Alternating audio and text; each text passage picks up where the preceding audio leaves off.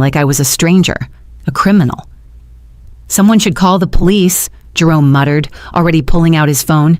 "Wait!" I reached for my own phone, desperate to show them the doctor's orders. The care plan. Anything. "Those are Dad's prescribed medications. He has trouble swallowing pills, so Dr. Morrison said to crush them. It's all documented." But Garrett snatched my phone before I could unlock it. "How convenient that you have documentation. You probably forged it all. Tessa," he called to his wife, who stood frozen by the dessert table. "Take Penny inside. She doesn't need to see this." His 7-year-old daughter was clinging to my father's leg. Her pink sundress with tiny flamingos on it that she'd been so proud to show everyone now crumpled from her tight grip. "No, I want to stay with Grandpa." Penny's voice was high and scared. She'd never seen the adults like this before. "This is insane," I said, my voice shaking with rage and hurt. "I've been here every single day for 8 months. Where were all of you when Dad forgot how to use the microwave? When he called me at 3 a.m. thinking I was his mother? When he nearly burned down the kitchen trying to make tea? Where was everyone then?"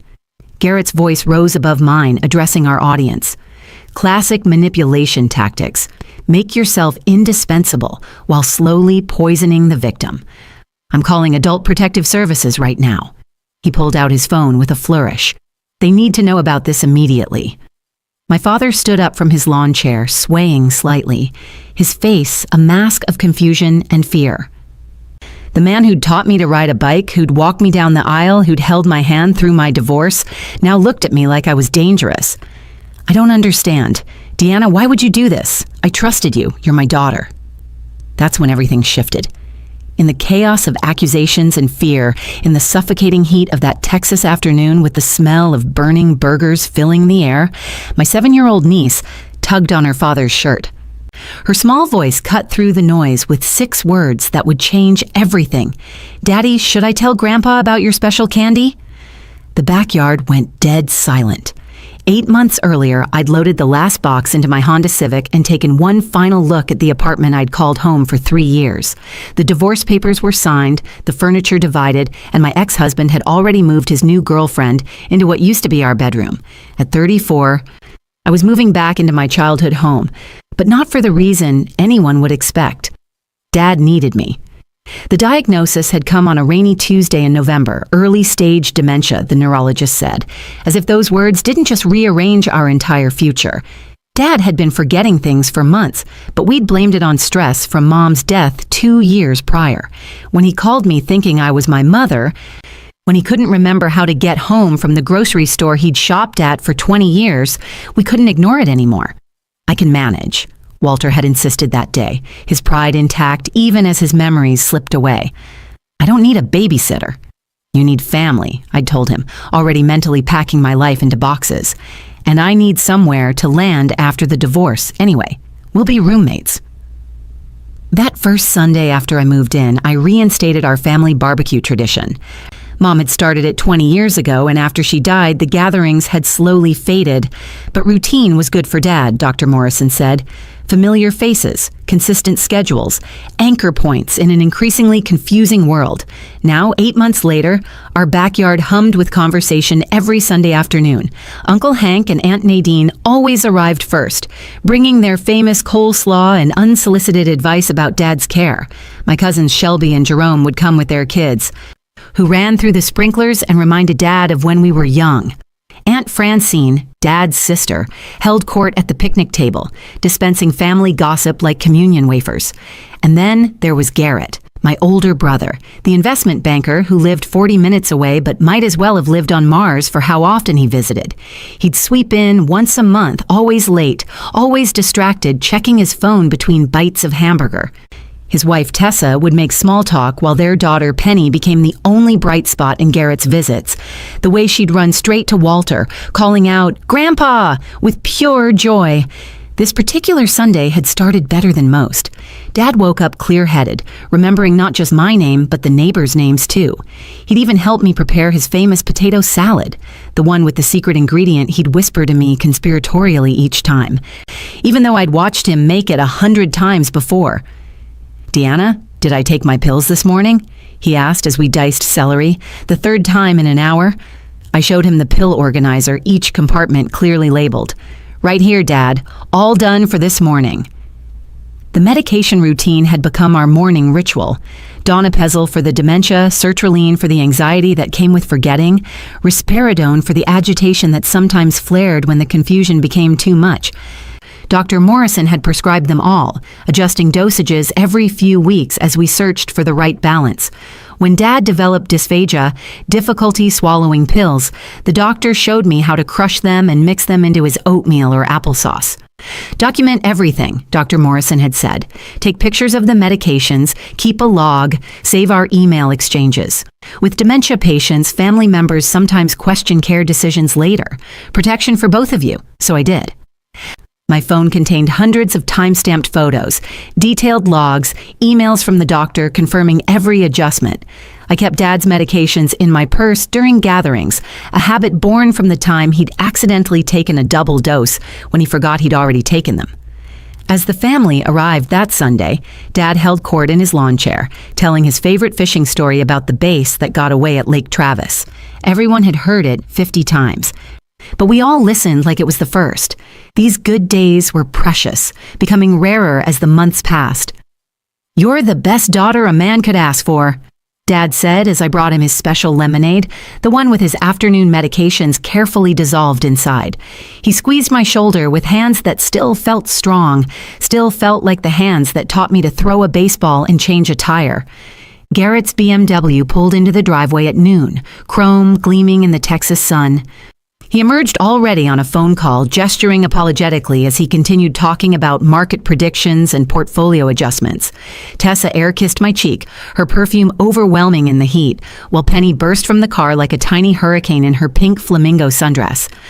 "Grandpa, I learned a new card trick. Can I show you? Please."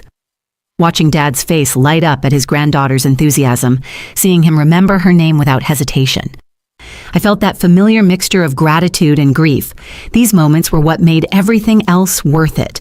The sleepless nights, the repeated questions, the career I'd put on hold, the life I'd rearranged around medication schedules and doctor appointments. I had no idea that in just 1 hour my brother would stand in this same backyard and accuse me of poisoning our father, turning our entire family against me with carefully orchestrated theatrics that would reveal much more than anyone expected. I was in the kitchen, slicing lemons for a fresh pitcher of lemonade when I heard the crash from outside. Through the window, I saw my purse on the ground beside the picnic table, its contents scattered across the grass. Garrett stood over it, holding something in his hand, his face twisted with an expression I'd never seen before. "What the hell is this?" His voice carried across the yard, sharp enough to stop every conversation. By the time I reached the patio door, he'd already gathered an audience. He held up one of Dad's prescription bottles like he'd discovered a bomb in my bag.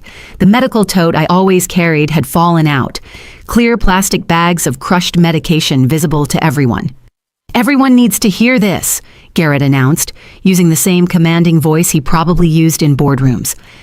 I knocked over Deanna's purse by accident and look what fell out. He shook the bottle dramatically. "Pills, crushed pills in baggies, prescriptions that aren't even in Dad's name." Uncle Hank set down his spatula at the grill, burger forgotten. "What are you talking about, Garrett?" "I'm talking about my sister drugging our father." He held up the sertraline bottle, reading the label loud enough for everyone to hear. "This is an antidepressant. She's been crushing these up and putting them in his food. Dad, did you know about this?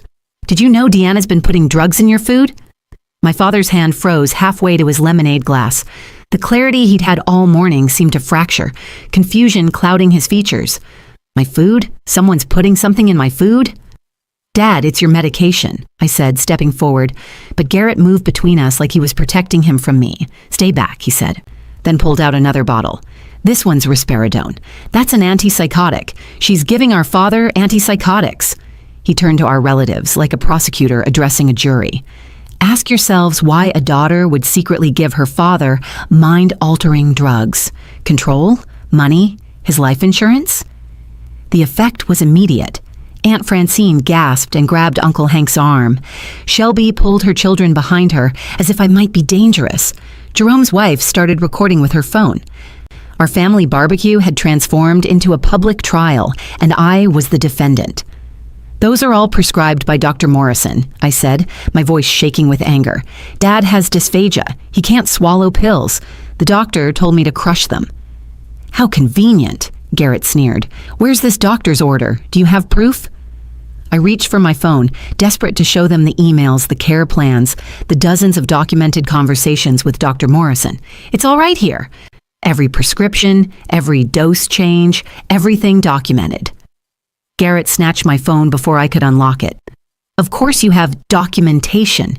You've had 8 months to forge whatever you needed. Tessa, take Penny inside right now. No, Penny protested, wrapping her arms around Walter's leg. I want to stay with Grandpa. Daddy, you're scaring everyone. But Garrett wasn't listening to his daughter. He was building to something, feeding off the shocked faces of our relatives. Think about it. She moves in right after her divorce, isolated Dad from his friends, made herself indispensable. Classic elder abuse pattern. Isolated him? I couldn't believe what I was hearing. I'm the one who reinstated Sunday dinners. I'm the one who drives him to his poker games every Wednesday, to church every Sunday, to lunch with his brothers every Friday. All opportunities to control him, Garrett shot back, to make sure he's properly sedated. Cousin Shelby stepped forward, her face troubled.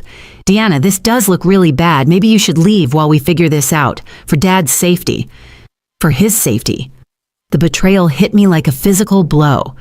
I check on him 3 times every night. I cut his food when his hands shake. I clean him when he has accidents. I hold him when he cries for Mom. Where were all of you? We trusted you, Aunt Nadine said quietly, but her tone suggested that trust was past tense. Dad stood up suddenly, his chair scraping against the concrete. I don't understand what's happening. Deanna, you said the medicine was vitamins. You said it would help me remember. Dad, they are your medications. You forget sometimes, but we go over them every morning, remember? The pill organizer with the days of the week? But Dad's confusion was complete now, the stress of the situation undoing his morning clarity. I don't remember. I don't remember anything. Why is everyone yelling? Call Adult Protective Services, Garrett announced, pulling out his phone. And the police, this is criminal. You can't be serious, I said, but looking around at the faces of my family, I saw they were. The same people who'd praised me for my sacrifice, who'd said they didn't know what Dad would do without me, now looked at me with suspicion and fear. I'm calling now, Garrett said, starting to dial. This ends today. That's when I noticed something. As Garrett raised his phone, tilting his head back with righteous authority, I caught a glimpse of white residue around his nostril. My nurse's training kicked in, recognizing a sign I'd seen too many times in the emergency room.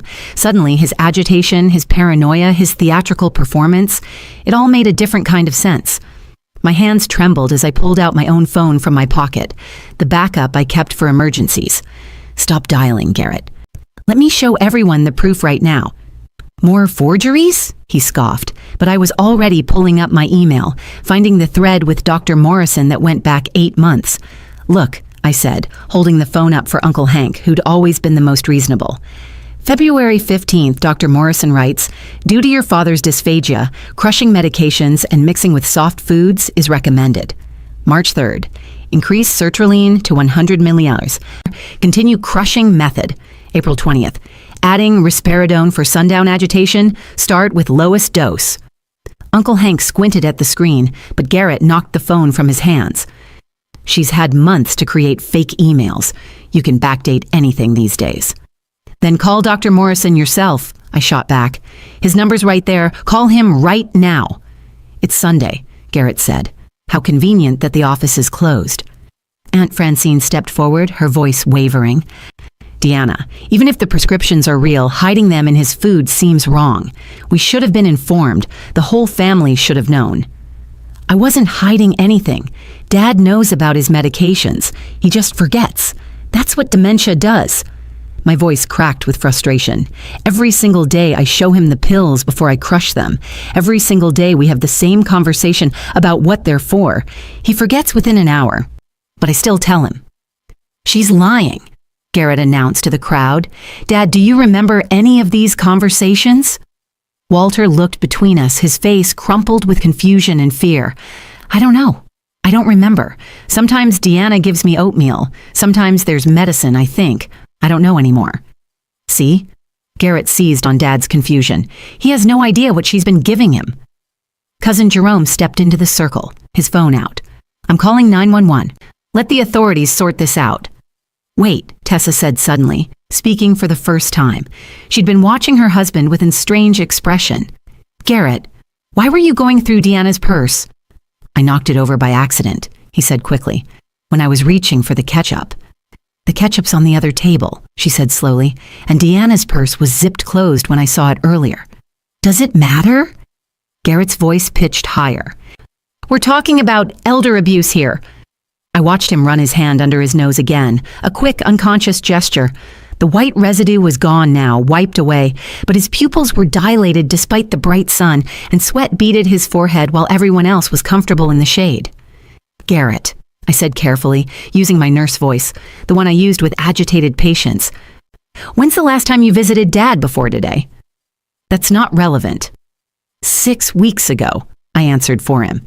You came for 15 minutes, asked Dad about his will, and left when he couldn't remember where he kept it. I'm a busy man. Some of us have real jobs. Real jobs that require Sunday afternoon pick-me-ups? I asked, staring pointedly at his nose.